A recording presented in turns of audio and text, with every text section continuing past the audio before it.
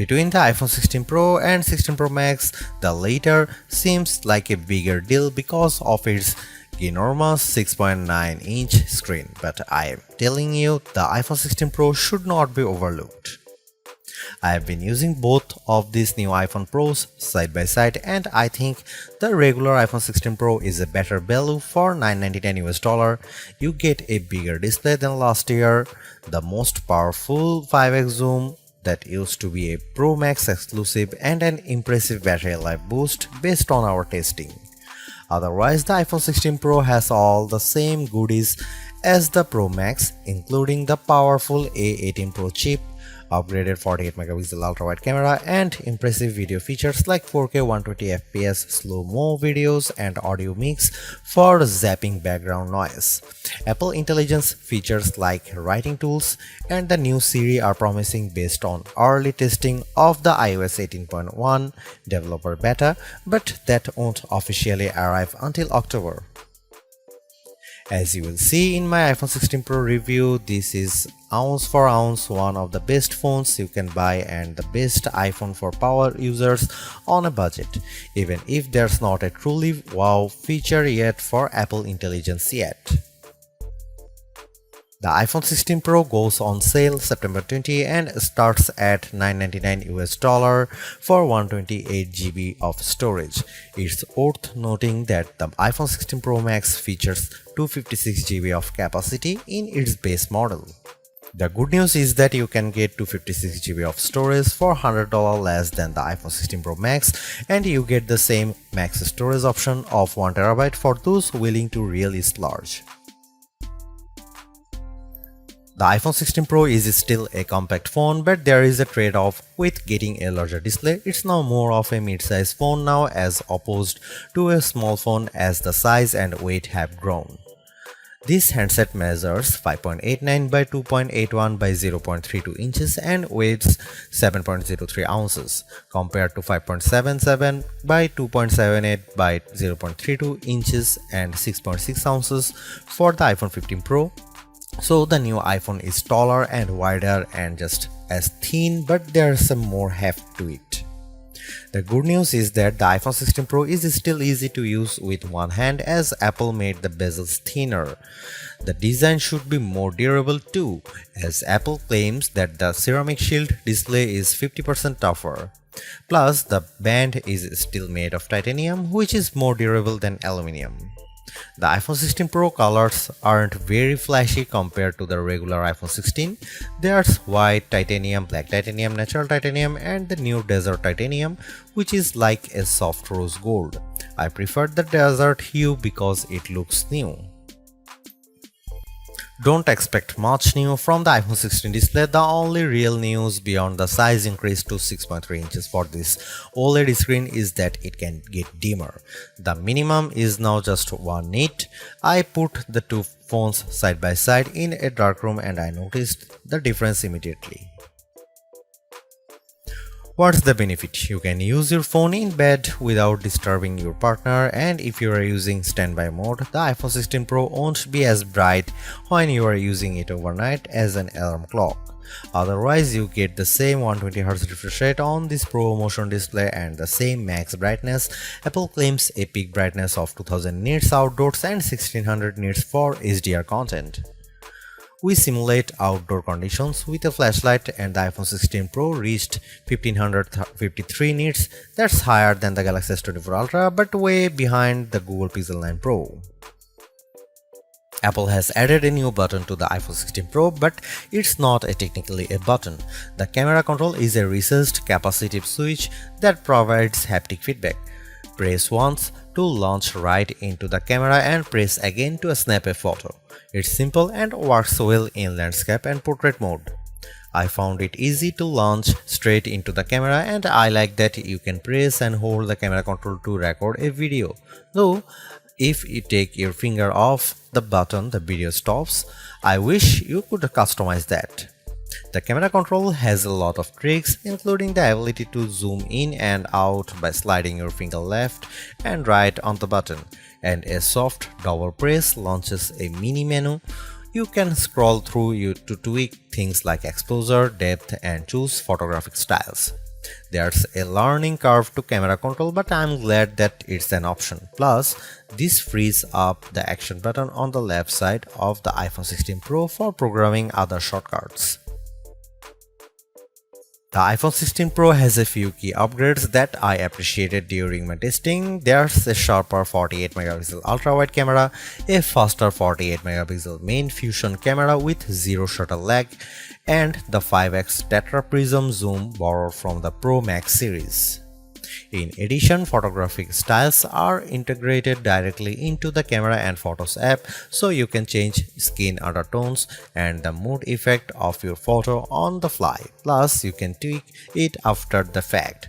To test the iPhone 16 Pro's faster performance, I had my son take a photo of me shooting a jump shot side by side with the iPhone 15 Pro, and the result is brighter and more detailed image.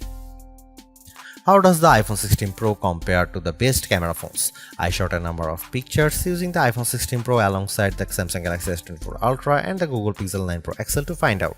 I put the ultra-wide camera to the test on the iPhone 16 Pro with this shot of a beach and Apple comes out on top. The colors are more natural through the iPhone versus the Galaxy S24 Ultra, and Samsung's peak looks distorted on the right side by the flowers. Here are some camera samples of iPhone 16 Pro.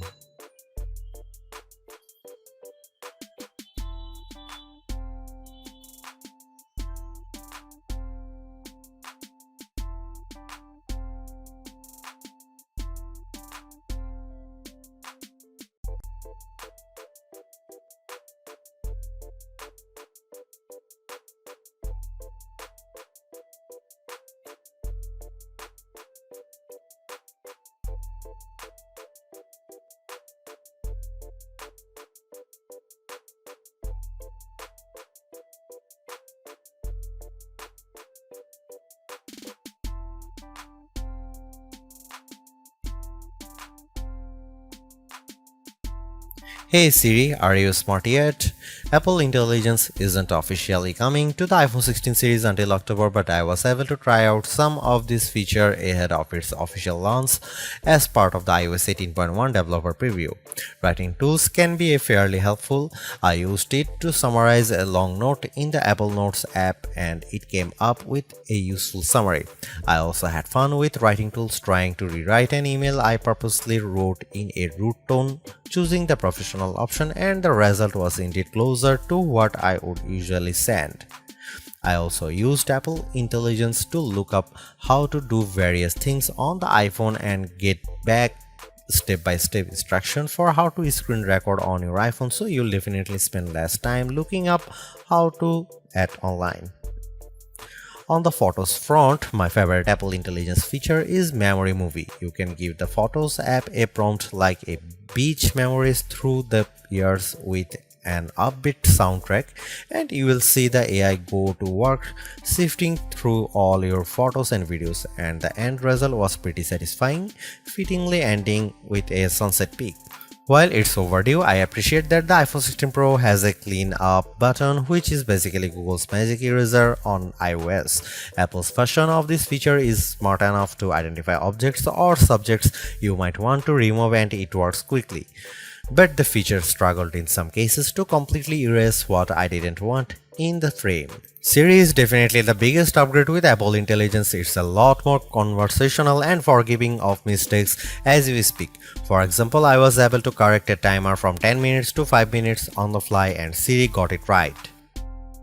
The new Siri in Apple Intelligence is also better with follow-up questions. For example, I could ask about the weather today and then say, how about the rest of the week? And I got an extended forecast. Siri was also smart enough to answer who do the Yankees play next and what are the odds in succession, though it couldn't tell me who the starting pitcher was. I got several links instead. Another plus is that you can talk to Siri just by typing. You tap the bottom of the iPhone 16 Pro to enter your query, which comes in handy when you can't talk. Siri is definitely getting better, but it doesn't have that wow factor that you will experience with Gemini Live Voice or GPT-40 Voice, where it feels like you are having a real conversation with a chatbot. The iPhone 16 Pro packs Apple's new A18 Pro chip built on second generation 3nm tech as well as 8GB of RAM. Based on our testing, it is indeed the fastest chip around, but not on every test. When I played Resident Evil Village, I was scared as I made my way down a snowy path and stumbled upon some dead birds. The graphics are console grade. I also got to play the Infinity Nikki game, which was in beta, and the lighting and water effects were very impressive. On Geekbench, which measures overall performance, the iPhone 16 Pro is 50% faster than the Galaxy S24 Ultra's Snapdragon 8 Gen 3 chip on single core and 15% higher on multi-core performance. The Pixel 9 Pro series is well behind.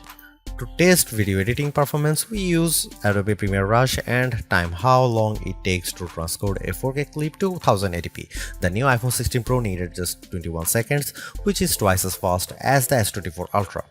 On the graphics front, the iPhone 16 Pro features a 6-core GPU compared to 5 cores for the regular iPhone 16 models. Apple says you should get 20% faster performance than the iPhone 15 Pro. On the 3D Mark Solar Bay graphics test, which has support for ray tracing, the iPhone 16 Pro was 22% faster than the iPhone 15 Pro. However, that's still 18% behind the Galaxy S24 Ultra, which also delivered higher frame rates on the test. The iPhone 16 Pro Max features a new internal design with a graphite-clad aluminum substructure that's supposed to result in 20% better sustained performance. To test this claim, we ran the 3D Mark Wildlife stress test for 20 minutes. The iPhone 16 Pro turned in a stability score of 66%. It hit a higher overall loop score than iPhone 16 Pro Max but had a bigger drop-off. The Galaxy S24 Ultra's score was worse at 60.4%. Interestingly, the iPhone 16 Pro Max turned in a stronger stability score of 84%, which is better than the 75% from the iPhone 15 Pro Max. Overall, the iPhone 16 Pro is arguably the best flagship phone under $1,000. You get the same excellent cameras as the iPhone 16 Pro Max for $200 less, and I think the screen is big enough at 6.3 inches while being easy to use with one hand. I also like the improved battery life, handy camera control, and compelling audio mix feature for videos. The Apple Intelligence capabilities such as writing tools, the new Siri, and cleanup show promise, but some of the more exciting features like ChatGPT integration, image background, and the Google Lens like visual intelligence are coming later. In terms of the competition, I think the Galaxy S24 Plus and Google Pixel 9 Pro have more compelling AI features right now, but I prefer the camera system from the iPhone in many cases and the extra performance from its A18 Pro chip. Should you upgrade to the iPhone 16 Pro? If you have an iPhone 13 Pro or older phone, I'd say yes. And if you have an iPhone 14 Pro, I'd say wait to see how well Apple Intelligence works once it fully rolls out before you buy.